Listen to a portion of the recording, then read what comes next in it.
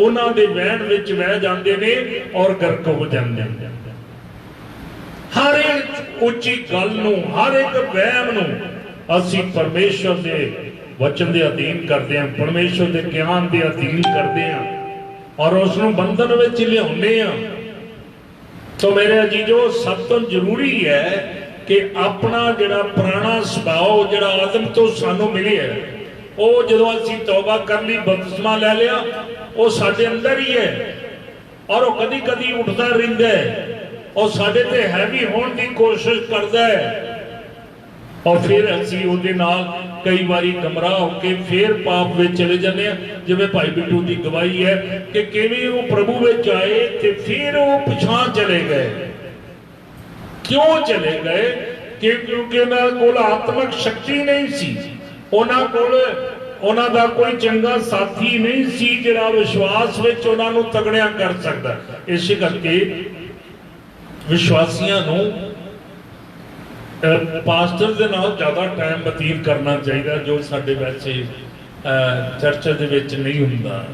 Pastor दे नाल ज़्यादा time नहीं असीं बतीत करते। सानू पास्टर दे नाल अगर टाइम चंगा नहीं मिलता तो सानू कलीसिया विचों एक स्ट्रॉन्ग विश्वासी नूं अपना मैंटोर चुनना चाहिए है, अपना अच्छा गवाह सलाहकार चुनना चाहिए। सानू कलीसिया दे विचों जिहड़ी भैन चंगी बाइबल दी जाणू होवे, प्रभु विच चंगी दुआ प्रार्थना वाली होवे, उहदे नाल सानू कुछ टाइम बतीत करना चाहिए है। इहनूं कहंदे मैंटोर, जिहड़ा साडा वधिया एडवाइजर होवे उहनूं असीं चुनना है, जिहदे नाल बार बार असीं वचन दी गल कर सकदे होईए और इहदे नाल असीं मजबूत होवांगे, तगड़े होवांगे और असीं कल्ले कल्ले रहने हाँ, कदी बच्चन दीयां गल्लां एक दूजे नाल बैठ के नहीं करते, जिहदे करके असीं स्ट्रॉन्ग नहीं हुंदे। तो साडे कोल एक एडवाइजर होना चाहिए, विश्वासी तगड़ा साडा एडवाइजर होना चाहिए वा, जिहड़ा समय समय ते सानू वचन दी सलाह दे सके। आमीन, हालेलुया। तो साडे ख्याल सानू धोखा दिंदे हैं, साडा पुराना सुभाव सानू धोखा दिंदा है, जिन्हों असीं बाइबल दे विच फ्लैश जां शरीर कहने आ, साडा मांस वाला शरीर नहीं सानू धोखा दिंदा। इस मांस वाले शरीर के अंदर एक सुभाव है जिन्हों थियोलॉजी दे विच फ्लैश कहा जाता, जिन्हों शरीर कहा जाता, वो है आत्म वाला सुभाव, जिहड़ा कदी कदी साडे विच जोर फड़ के सानू फिर तो शराब वाल खिंच लैंदा, झूठ वाल खिंच लैंदा, गाली गलोच वाल खिंच लैंदा, लड़ाई झगड़े वाल खिंच लैंदा, चोरी वाल खिंच लैंदा, हरामकारी जनाकारी वाल खिंचदा है। इहदे उत्ते असीं फतेह पाउणी है, शरीर दी खाशां दे उत्ते फतेह पाउणी है और फिर संसार दीयां गल्लां उत्ते भी असीं फतेह पाउणी है। आमीन, हालेलुया। संसार विच जे कोई ताकतवर चीज है तो हन वहम भरम और वहमां भरमां दे उत्ते भी सानू फतेह पाउण दी जरूरत है। और दुष्ट आत्मे जिहड़े साडे आले दुआले फिरदे रहिंदे आ, ओ हवावां ने, ओ हवावां ने ਜਿਹੜੀਆਂ ਸਾਡੇ ਸੱਜੇ ਖੱਬੇ हर वेले सानू अपने कब्जे विच लेना चाहुंदियां हन। तां ही पौलुस कहंदा साडी लड़ाई लहू ते मांस नाल नहीं है, सगों इस अंधकोट दे महाराजियां नाल और दुष्ट आत्मावां दे नाल है, जिहड़े स्वर्गी थावां उत्ते रहंदे, जानी जिहड़े हवावां दे विच चलदे फिरदे रहिंदे और वो सानू नजर नहीं आउंदे, वो साडे अंदर वड़ जाते ने और आके सानू परेशान ते गुमराह करते हैं। तो मेरे जीजो, बाइबल दे विच एक अन्ना है और नाल दी नाल बोला भी है और उहदे विच किहड़ी बदरू बड़ी हुई है, अन्नी बोली बदरू जिहड़ी है बड़ी हुई है। और यीशु मसीह ने जदों उस बदरू नूं कढ दिता ते उस बोलण भी बोला सी, गूंगा सी, और जदों वो बदरू निकल गई वो बोलण भी लग पिया और वो वेखण भी लग पिया। आमीन बोली जरा, हाँ गूंगी बोली। तो यीशु मसीह ने उस गूंगी बोली बदरू नूं की कर दिता, कढ दिता और उस वेले वो जिहड़े सिम्पटम सीगे वो सारे दे सारे जांदे रहे। आमीन। हाँ, अगर सैनी भूतां वाले दे बारे में असीं पढ़दे किस तरह वो नंगा सी, घरों बाहर रहिंदा सीगा और अपने आप को पत्थरां नाल वढ़दा हुंदा सीगा। जिउं ही यीशु मसीह ने उहदे विचों भूतां नूं कढिया ते वो सुरत संभाली और कपड़े पहनी चुपचाप बैठा होया, जिहड़ा चीकां मारदा रहिंदा सी कबरां च भी पहाड़ां च भी, और वो सारियां गल्लां उहदे जीवन चों खत्म हो गईयां। आमीन। तो भूत जदों लोकां दे विच आण वड़दे ने और वो भूत जिहड़े ने उन्हां दी वजह करके उन्हां विच कई तरह दीयां जिहड़ियां गल्लां ने वो साडे सामने नज़र आउंदियां ने। सानू तकड़ाई दे नाल शैतान दियां इन्हां ताकतां दा सामना करना चाहिए वा। मेहरबानी करके एक भुलेखा मैं दूर करना चाहना वा जो बाइबल के अनुसार है कि सानू कभी नहीं ये कहना चाहिए भाई ये फलाना बंदा मरिया सी तां ओह इहदे विच वड़ गया ते ओह चंबड़ गया। इहनूं बाइबल दे विच लिखिया है कि जदों शैतान गिराया गया सी ओहदे नाल 1/3 फरिश्ते जिहड़े सी आसमान तो स्वर्ग तो गिराए गए सी, और वो जिहड़े फरिश्ते ने वो लोकां दी शक्ल लै लैंदे ने, लोकां दा सारी हिस्ट्री लै लैंदे ने, और वो लोकां नूं उन्हां दी शक्ल लैके उन्हां दी हिस्ट्री लैके लोकां नूं डराउंदे ते धमकाउंदे हन। शैतान की है जी? झूठा है। शैतान की है जी? झूठा है। और झूठ दा की है जी? पतंदर। पतंदर का की मतलब है? प्यो पापा वा डैडी है, और झूठियां दा डैडी कौन है? शैतान। इस करके जी आपां सारा दिन झूठ बोलते रहने हैं तो डैडी कौन है साडा? शैतान। सच बोलने वाले दा डैडी कौन? परमेश्वर। झूठियां दा डैडी कौन? शैतान है। इस करके असी शैतान की संतान नहीं बनना, अपनी जिंदगी चो झूठ नूं कढना है। आमीन बोली जरा, हालेलुया। तो वो जिहड़े फरिश्ते गिराए गए ने वो लोकां नूं आण के डरांदे ने, धमकांदे ने, और शैतान ते लिखिया सलेडा है। शैतान की है जी? सलेडा की हुंदा है? हाँ, जिहड़ा अलग-अलग शक्ल बनांदा है ना। साडे बुजुर्ग दसदे कि निक्का जिहा बच्चा बन के चौंक दे विच राती रोण डिया सी, जदों मैं लागे गया तो खोता बन गया, ते फिर मैं होर गांह होया ते आ बन गया, फिर मैं होर गांह गया ते आ बन गया। वो बंदा भी बन जाता, बिल्ली भी बन जाता, कुत्ता भी बन के भौंकण लग पैंदा है। शैतान की है जी? सलेडा है। वो वख-वख रूप लै सकदा है। इत्थों तक दस्सिया कई वो नूरानी फरिश्तियां की शक्ल भी वठा लैंदा। किन्हां दी शक्ल लै लैंदा?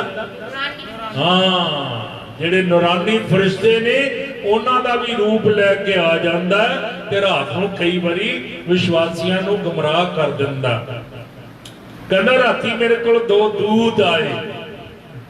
क्यों? क्योंकि वो भूतां ने शक्ल बदल लई और उन्होंने गुमराह करन लगे। राती 2 कहंदा दूत आए ते कहंदे सवेरे घड़ा पा दे ते 10 दिनों बाद कड्डी।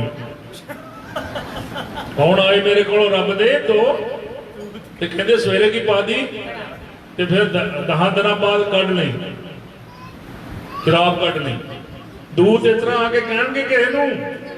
नहीं नहीं नहीं, उन्होंने भुलेखा लग गया क्योंकि भूतां ने दूतां की शक्ल जिहड़ी आ लै लई और उन्होंने गुमराह कर दिता।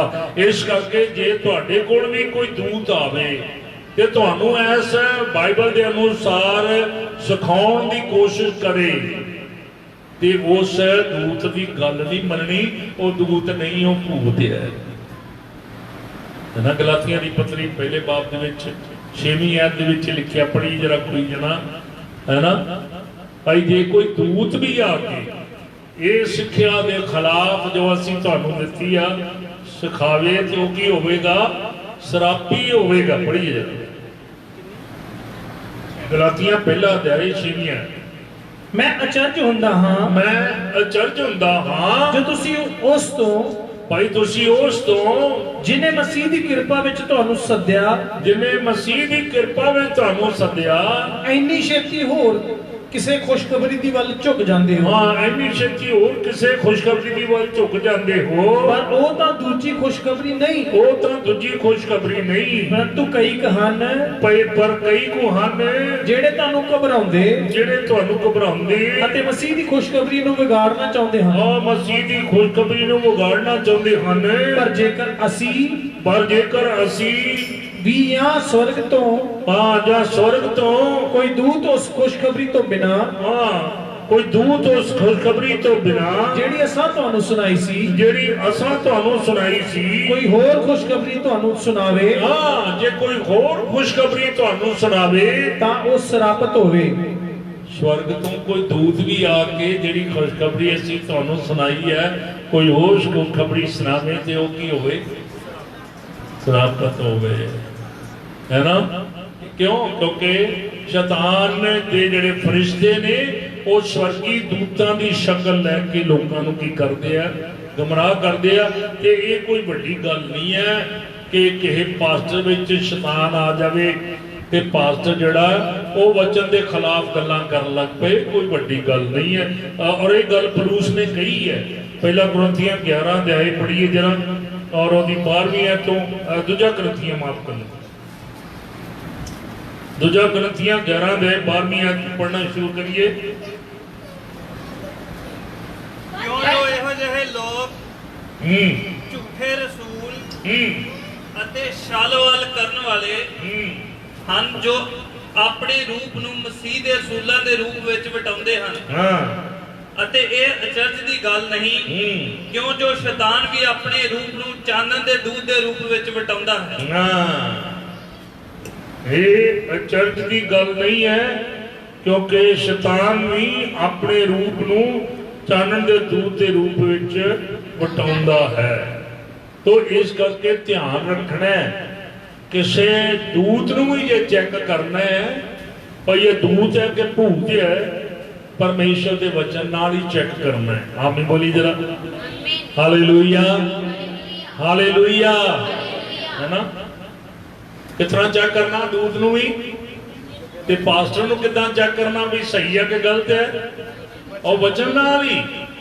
ਜਿਹੜਾ ਕੋਈ ਖੁਦਾ ਦਾ ਖਾਦਮ ਇਹ ਵਚਨ ਨਾ ਲੈ ਕੇ ਆਵੇ ਜਿਹੜਾ ਤੁਹਾਨੂੰ ਰਸੂਲਾਂ ਦੁਆਰਾ ਮਿਲਿਆ, ਤੇ ਤੁਸੀਂ ਉਹਨੂੰ ਆਪਣੇ ਘਰ ਬਣੀ ਉਤਾਰਨਾ ਤੇ ਨਾ ਉਹਦੀ ਸੁੱਖ ਸਾਂਦ ਮੰਗਣੀ ਹੈ। ਵਚਨ 'ਚ ਲਿਖਿਆ ਜਿਹੜਾ ਉਹਦੀ ਸੁੱਖ ਸਾਂਦ ਮੰਗਦਾ ਉਹ ਕੀ ਕਰਦਾ ਵਾ? ਉਹਦੇ ਬੁਰੇ ਕੰਮਾਂ ਦਾ ਕੀ ਬਣਦਾ? ਹਿੱਸੇਦਾਰ ਜਾਂ ਭਾਗੀ ਬਣਦਾ। ਇਸ ਕਰਕੇ ਹੁਸ਼ਿਆਰ ਰਹਿਣਾ ਹੈ। ਚਲੀਏ ਜੂਨਾ ਦੇ ਖਾਤ ਦੇ ਵਿੱਚ ਅਸੀਂ ਚਲੀਏ, ਔਰ ਇੱਥੇ ਦੱਸਿਆ ਗਿਆ ਭਾਈ ਆਪਣੇ ਘਰ ਕਿਸੇ ਪਾਸਟਰ ਨੂੰ ਵਾੜਨ ਤੋਂ ਪਹਿਲਾਂ ਸਾਨੂੰ ਉਹਦੀ ਸਿੱਖਿਆ ਦੀ ਜਾਂਚ ਕਰਨੀ ਚਾਹੀਦੀ ਆ ਭਾਈ ਉਹ ਕਿਹੜੀ ਸਿੱਖਿਆ ਸਾਨੂੰ ਦੇਣਾ ਚਾਹੁੰਦਾ ਹੈ। ਜੇ ਉਹ ਸਿੱਖਿਆ ਇਸ ਵਚਨ ਤੋਂ ਬਾਹਰ ਸਾਨੂੰ ਦਿੰਦਾ ਹੈ ਤੇ ਫਿਰ ਉਹ ਖੁਦਾ ਦਾ ਦੂਤ ਨਹੀਂ ਹੈ, ਉਹ ਸ਼ੈਤਾਨ ਦਾ ਏਜੰਟ ਹੈ ਜਿਹੜਾ ਸਾਡੇ ਕੋਲ ਭੇਜਿਆ ਗਿਆ। ਦੂਜੀ ਪੱਤਰੀ ਦੋਨਾਂ ਦੀ ਦੂਜੀ ਪੱਤਰੀ ਉਹਦੀ 9ਵੀਂ ਹੈ। ਹਰ ਕੋਈ ਜਿਹੜਾ ਆਗੂ ਬਣ ਕੇ ਮਸੀਹ ਦੀ ਸਿੱਖਿਆ ਉੱਤੇ ਕਾਇਮ ਨਹੀਂ ਰਹਿੰਦਾ, ਮਸੀਹ ਦੀ ਸਿੱਖਿਆ ਉੱਤੇ ਕਾਇਮ ਨਹੀਂ ਰਹਿੰਦਾ, ਪਰਮੇਸ਼ਰ ਉਹਦੇ ਕੋਲ ਨਹੀਂ ਹੈ। ਪਰਮੇਸ਼ਰ ਉਹਦੇ ਕੋਲ ਨਹੀਂ ਹੈ। ਜਿਹੜਾ ਉਸ ਸਿੱਖਿਆ ਉੱਤੇ ਕਾਇਮ ਰਹਿੰਦਾ ਹੈ, ਜਿਹੜਾ ਉਹ ਸਿੱਖਿਆ ਉੱਤੇ ਕਾਇਮ ਰਹਿੰਦਾ ਹੈ, ਉਹਦੇ ਕੋਲ ਪਿਤਾ ਅਤੇ ਪੁੱਤਰ ਵੀ ਹਨ। ਉਹਦੇ ਕੋਲ ਪਿਤਾ ਔਰ ਪੁੱਤਰ ਵੀ ਹਨ।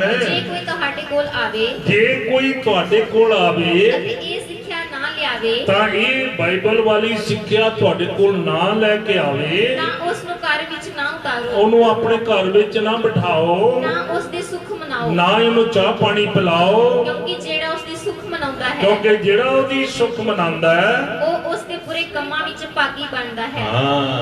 ਕਈ ਲੋਕ ਕਹਿੰਦੇ ਸੀ ਤੇ ਫਿਰ ਜਿਹੜਾ ਭਾਵੇਂ ਚੋਰ ਵੀ ਆ ਜਾਏ ਸਾਡੇ ਘਰ, ਭਾਵੇਂ ਕੌਣ ਆ ਜਾਏ, ਬੋਲੋ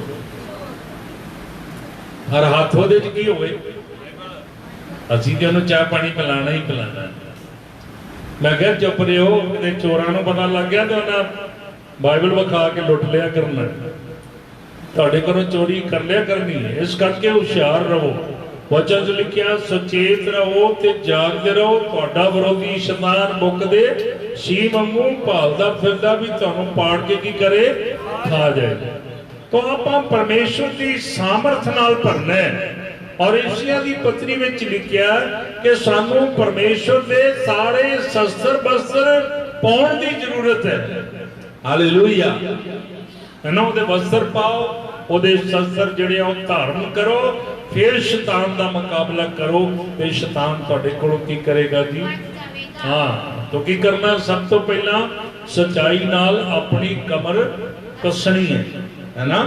ਆਪਣੇ ਕਮਰ ਦਾ ਜਿਹੜਾ ਬੰਧ ਹੈ ਉਹ ਸਚਾਈ। ਤੁਹਾਡੀ ਪੇਟੀ ਕਾਹਦੀ ਹੋਣੀ ਚਾਹੀਦੀ? ਸਚਾਈ ਦੀ ਪੇਟੀ। ਔਰ ਧਰਮ ਦੀ ਸੰਜੋ ਪਹਿਨਣੀ ਹੈ। ਬੁਲਟ ਪ੍ਰੂਫ ਕਿਹੜੀ ਪਾਉਣੀ ਹੈ? ਹਾਂ, ਪਹਿਲੇ ਤੇ ਜਿਹੜੀ ਸੰਜੋ ਹੁੰਦੀ ਸੀ ਉਹ ਸਵੋਰਡ ਪ੍ਰੂਫ ਹੁੰਦੀ ਸੀ, ਤਲਵਾਰ ਦਾ ਵਾਰ ਜਿਹੜਾ ਉਹ ਨਾ ਚੱਲੇ। ਹੁਣ ਅੱਜ ਕੱਲ੍ਹ ਤੇ ਚੱਲਦੀ ਬੁਲਟ ਪ੍ਰੂਫ। ਹੁਣ ਤੁਸੀਂ ਜਿਹੜੀ ਬੁਲਟ ਪ੍ਰੂਫ ਪਾਉਣੀ ਹੈ ਛਾਤੀ ਦੇ ਉੱਤੇ, ਉਹ ਧਰਮ ਦੀ।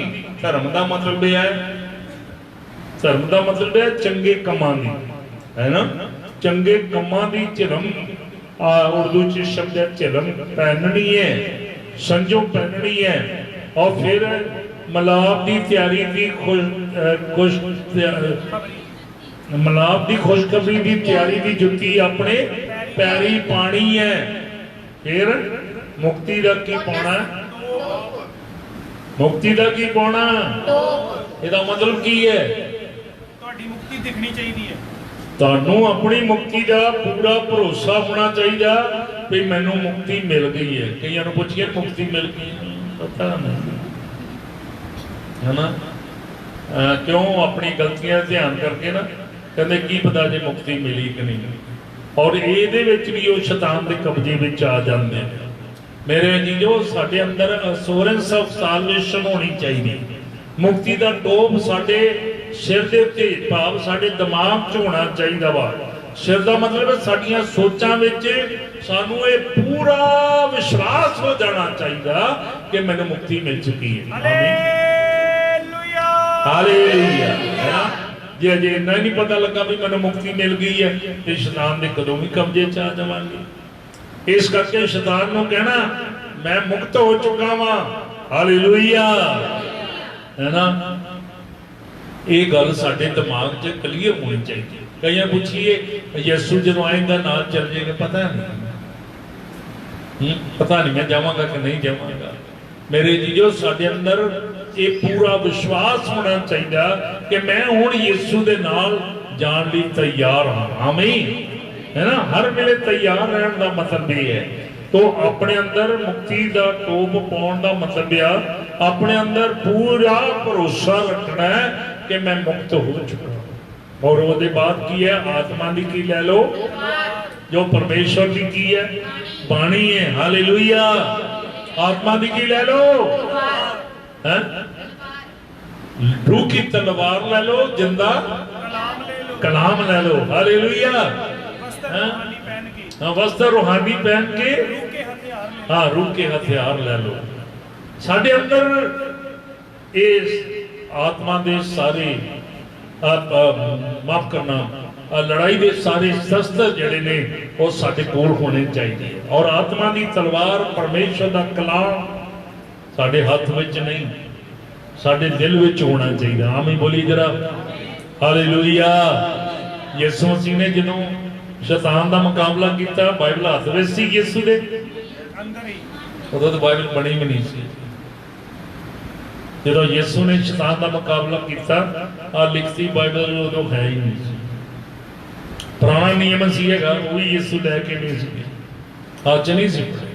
यीशु से खुद ही कलाम सी, उन्हें अपने अंदर कलाम रखा। आमीन। साडे भी किथे कलाम होना चाहिए? अंदर होना चाहिए। Hallelujah, hallelujah.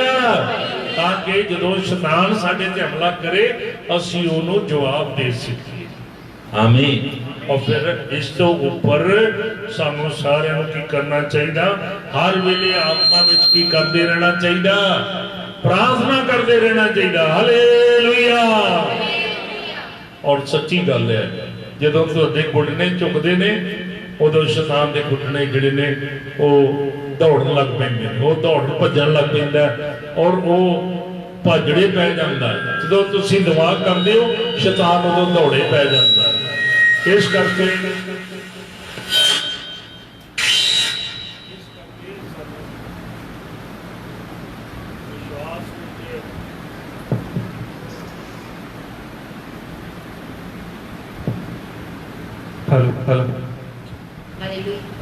ਹਲੋ।